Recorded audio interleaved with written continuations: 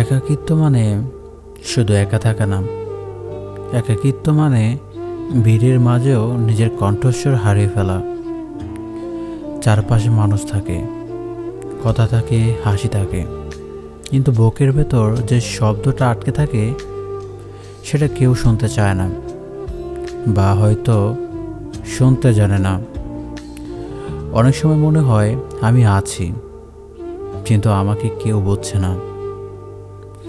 আমি কথা বলছি, কিন্তু কেউ শুনছে না।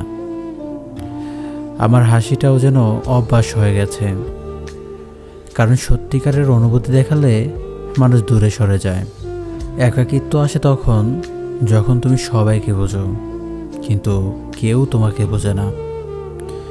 যখন তুমি সবার জন্য শক্ত থাকো, কিন্তু নিজের জন্য দুর্বল হওয়ার জায়গাও পাও না। রাতের নীরবতায় একাকিত্ব সবচেয়ে জোরে কথা বলে, চারদিকে সব চুপ।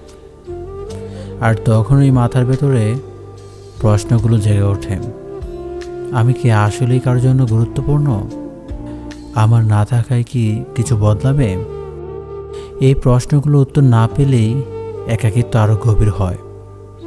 কিন্তু জানো, একাকিত্ব মানে তুমি ভাবতে পারো, নিজেকে শুনতে পারো, নিজের সত্যিটাকে চিনতে পারো। সবাই যেখানে ভিড়ের পিছনে ছুটছে, সেখানে একা দাঁড়িয়ে থাকাটাও এক ধরনের সাহস। আমি একা, কিন্তু আমি ভাঙা নই। আমি চুপ, কিন্তু আমার ভিতরে ঝড় আছে।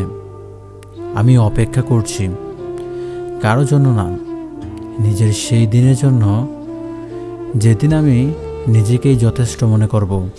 হয়তো আজ আমাকে কেউ বুঝছে না, কিন্তু একদিন আমি নিজেই নিজের পাশে দাঁড়াবো। এই একাকিত্বই আমাকে শেখাচ্ছে কিভাবে একা থেকেও সম্পূর্ণ হওয়া যায়। আর সেই দিন একাকিত্ব আর শত্রু থাকবে না, সে হবে আমার সবচেয়ে নীরব শিক্ষক।